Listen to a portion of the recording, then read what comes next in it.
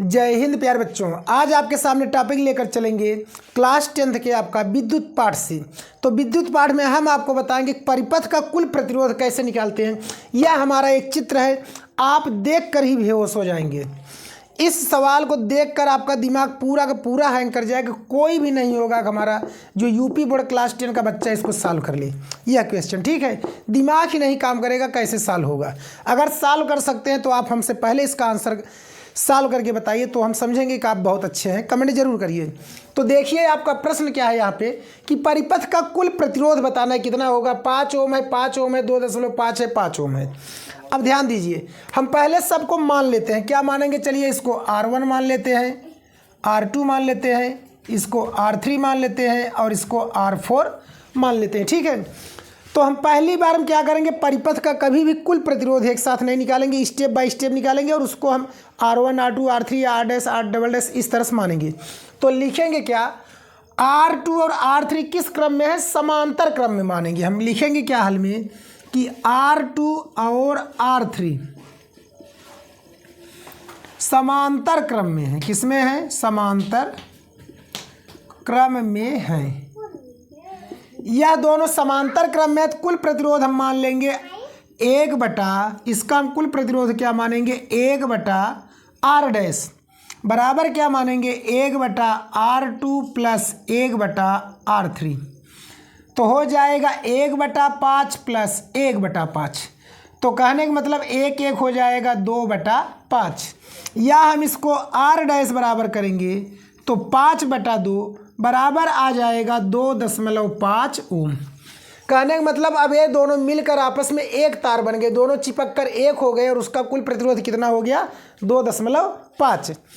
अब हम क्या करेंगे, इसका चित्र कुछ हम यूँ बना देते हैं शॉर्टकट में, इस तरह से और इस तरह से, और ये आपका इस तरह से है, ठीक है। यह बन गया 2.5, यह भी हो गया 2.5 और यह बन गया 5।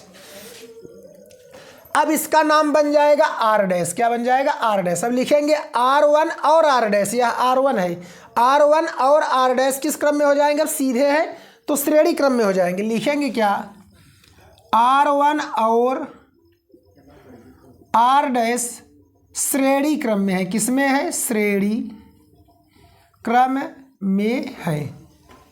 यह दोनों किस क्रम में है, श्रेणी क्रम में है। तब इसका कुल प्रतिरोध हम मान लेंगे R'। क्या मानेंगे, R'। तो R' बराबर हो जाएगा R' प्लस R1। चलिए दोनों जोड़ देते हैं तो 2.5 प्लस 2.5, तो R' बराबर हो जाएगा 2.5, 5, मतलब हो जाएगा फिर से 5 ओम। अब यह बन गया आपका दोनों मिला 5 ओम और यह आपका है कितना, 5 ओम। अब देखिए इसका कुछ चित्र आपका यूं बन जाएगा मेरे प्यारे बच्चों, मतलब इन दोनों मिलके इस तरह से और यहाँ आपका इस तरह से है। तो यह और यह क्या हो जाएंगे, एक बिंदु यहाँ है, एक बिंदु यहाँ है, इसलिए यह दोनों किस में हो जाएंगे, अब समांतर में हो जाएंगे। किस में हो जाएंगे, समांतर में। फिर लिखेंगे हम R' और R4 समांतर क्रम में है। किस में है, समांतर क्रम में है, ठीक है। जब समांतर क्रम में है तो क्या हो जाएगा, अब कुल प्रतिरोध R मानेंगे। तो लिखेंगे क्या, 1/R बराबर 1/R' प्लस 1/R4। तो चलिए इन दोनों का मान क्या हो जाएगा, 1/5 प्लस 1/5। तो कहने का मतलब 1/R बराबर हो जाएगा 1 1 2 2/5।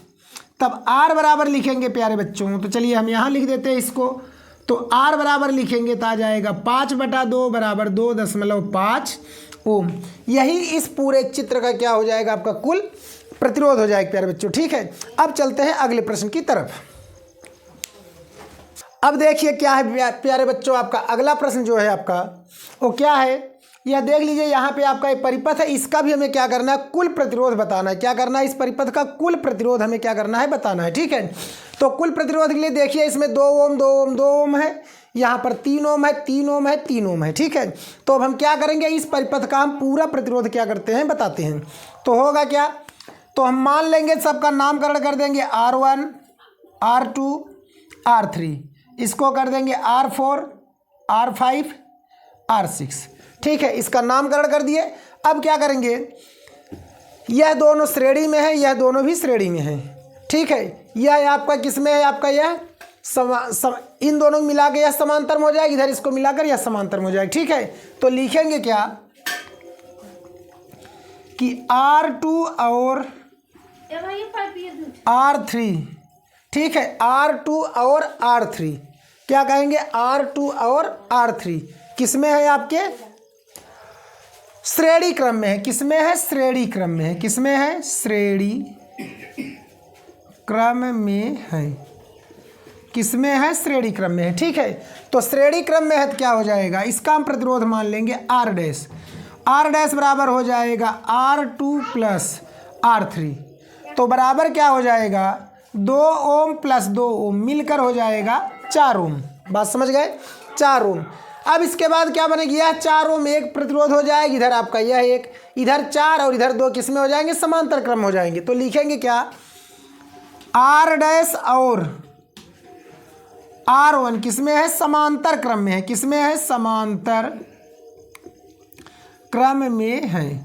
समांतर क्रम में है तो क्या हो जाएगा आपका, तब 1 बटा हम इसको मान लेंगे डबल डैश के रूप में। ठीक है, तो क्या लिखेंगे 1 बटा R डबल डैश बराबर 1 बटा R डैश प्लस 1 बटा R1।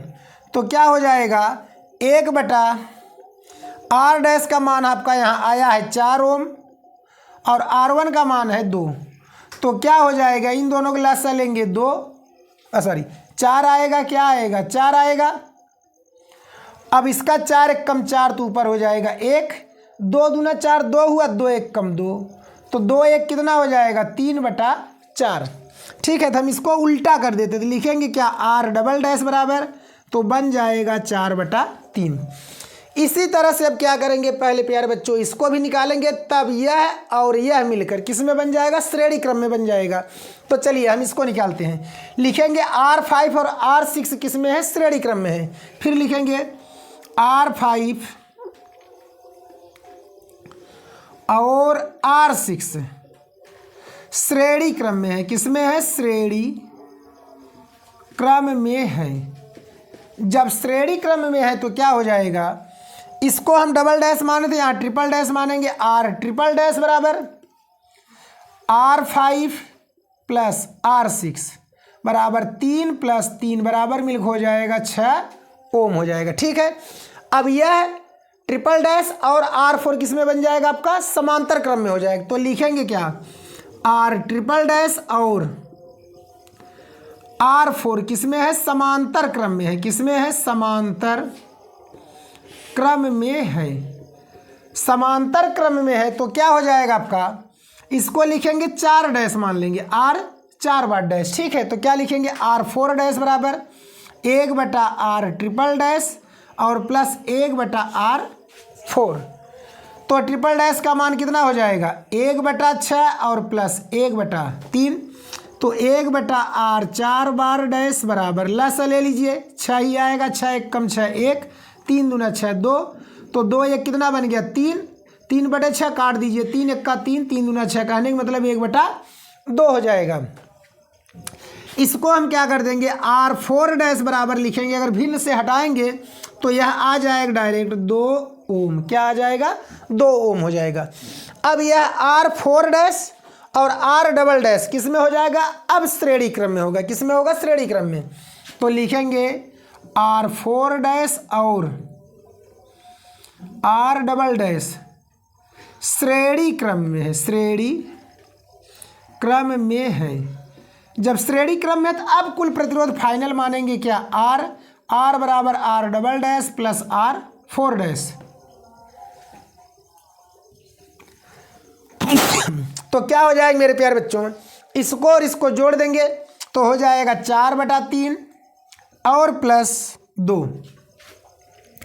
तब क्या आ जाएगा, R बराबर गुणा कर दीजिए 3 दूना 6, 4 प्लस 6 बटा 3, तो R बराबर हो जाएगा 10 बटा 3 बराबर, अगर इसको काटोगे 3 त्रिक्का 9, दशमलव बढ़ाएंगे तो 1 बचा फिर 10, 3 3 ओम। इस तरह से आपका ये क्या बन जाएगा, उत्तर हो जाएगा। ठीक है, तो अब चलते हैं प्यारे बच्चों अगले प्रश्न की तरफ। रोक दे। अब देखिए आपका प्रश्न जो 3 है यह आपका बहुत ही आसान है। क्या है, बहुत ही आसान है। तो यहाँ क्या है आपका ए और बी के बीच ही हमें प्रतिरोध ज्ञात करना है, लेकिन यह 3 ओम दिया है, यह 4 ओम दिया है और यह 8 ओम दिया है। तो अब इसमें ध्यान से देखिए, अगर हम बात करेंगे तो पहले हम इसको क्या करते हैं, नाम दे देते हैं। चलिए इसको R1 दे देते हैं, R2 दे देते हैं और R3 दे देते हैं। तो देखेंगे R2 जो है उसी तार से जुड़ा हुआ किससे है, R3 से, मतलब दोनों एक ही तार से जुड़े हुए हैं। अगर दोनों कट करके खींचेंगे तो एक ही तार बन जाएगा। तो जब एक ही तार से जुड़े हैं तो इसका मतलब ये दोनों किस में है, श्रेणी क्रम में है। तो इन दोनों में श्रेणी क्रम का फार्मूला लगाएंगे, लिखेंगे क्या, R2 और R3 श्रेणी क्रम में है। किस में है, श्रेणी क्रम में है। जब श्रेणी क्रम में है तो क्या बन जाएगा, इसका कुल प्रतिरोध मानेंगे R डैश बराबर लिखेंगे R2 प्लस R3। R2 का मान 4, R3 का मान 8, तो कुल मिलकर बन गया 12 ओम। क्या बन गया, 12 ओम। अब यह जो होगा, यह दोनों मिलकर एक प्रतिरोध हो गए। इसका चित्र कुछ ऐसे बन जाएगा, ठीक है। यहाँ मान लीजिए बिंदु A और यह हो गया बिंदु B। इसको यहाँ से कट कर देते हैं इस तरह से, और यहीं से तार उठा हुआ ऐसे बन जाएगा, ठीक है। यहाँ आपस में आकर मिल जाएगा। तो यह बन गया 3 ओम और यह बन गया 12 ओम। अब यह दोनों कौन से क्रम में हो जाएंगे, समांतर। क्यों, क्योंकि इसी बिंदु से यह भी तार गया, इसी से यह भी गया, ठीक है। इसलिए दोनों किस में हो गए, समांतर में। तो हम लिखेंगे क्या, यह है आपका R1 है और यह बन गया R डैश।